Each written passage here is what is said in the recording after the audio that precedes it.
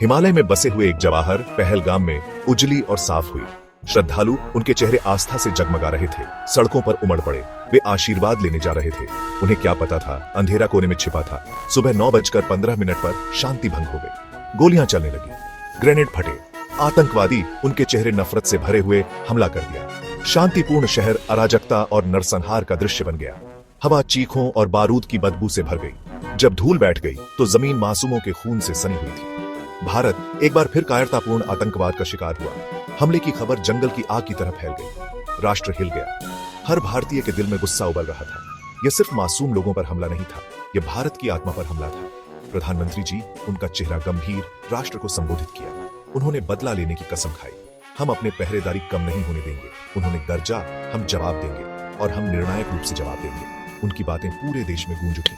इस बार यह अलग था। इस बार भारत केवल शोक नहीं मनाएगा, यह कार्रवाई करेगा। संयम का समय खत्म हो गया था, प्रतिशोध का समय आ गया था। साउथ ब्लॉक की गहराई में एक योजना बनाई जा रही थी। शीर्ष सैन्य कमांडर, खुफिया अधिकारी और राष्ट्रीय सुरक्षा सलाहकार एक साथ बैठे। हवा में तनाव था। ऑपरेशन सिंदूर का जन्म हुआ। यह एक साहसी, दो तरफा योजना थी। भारतीय वायुसेना आतंक के केंद्र पर हमला करेगी, साथ ही कुलीन पैरा स्पेशल फोर्सेस प्रमुख ठिकानों पर सर्जिकल स्ट्राइक करेंगी। संदेश स्पष्ट था, आतंकवादियों के लिए कोई पनाहगाह नहीं, हमारे घर में नहीं, कहीं नहीं। 7 मई को अंधेरे की आड़ में 2:30 बजे भारतीय वायुसेना के जेट विमानों ने गर्जना शुरू कर दिया। सुखोई 30 MKI और मिराज 2000 सटीक निर्देशित हथियारों से लैस नियंत्रण रेखा के पार गरजे। उनके लक्ष्य पाकिस्तान अधिकृत कश्मीर में आतंकवादी शिविर। ये बेतरतीब हमले नहीं थे, बल्कि ध्यान से चुने गए स्थान थे। खुफिया जानकारी सटीक थी। आश्चर्य का तत्व पूरा। कुछ ही मिनटों में रात का आसमान भीषण विस्फोटों से जगमगा उठा। आतंकवादी शिविर मलबे में तब्दील हो गए। उनके सुरक्षित ठिकाने नरक में बदल गए। जमीन पर पैरा स्पेशल फोर्सेस रात में भूत की तरह चुपके से अपने निर्धारित ठिकानों में घुसपैठ कर गए। 2 और आतंकवादी ठिकाने निष्क्रिय कर दिए। संदेश स्पष्ट था, भारत की पहुंच अपनी सीमाओं से बहुत आगे तक थी। दुनिया पर सुबह हुई जो अभी भी भारत की साहसिक कार्रवाई को समझ रही थी। समाचार चैनल आग की तरह थे। हमलों की तस्वीरें दुनिया भर में सुर्खियों में छाई गई। पाकिस्तान, जो अचानक हमले से घबरा गया था, ने शुरू में किसी भी नुकसान से इनकार किया, लेकिन उनके झूठ सबूतों के भार तले टूट गए। भारत द्वारा जारी किए गए ड्रोन फुटेज ने हमलों के विनाशकारी प्रभाव को दिखाया। दुनिया ने विस्मय में देखा, क्योंकि ऑपरेशन की सीमा स्पष्ट हो गई।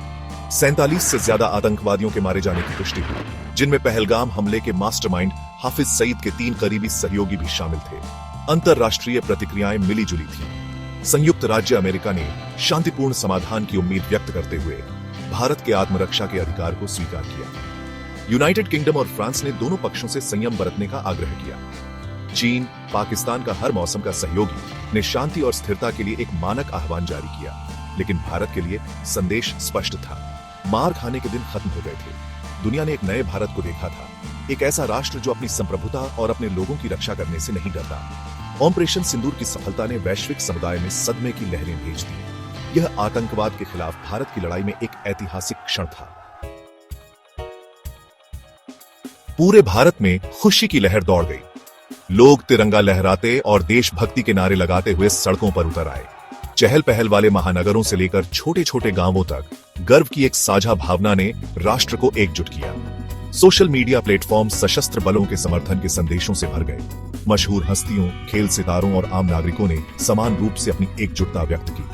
ऑपरेशन सिंदूर ने न केवल पहलगाम हमले का बदला लिया था, बल्कि एक सुप्त भावना को जगाया था।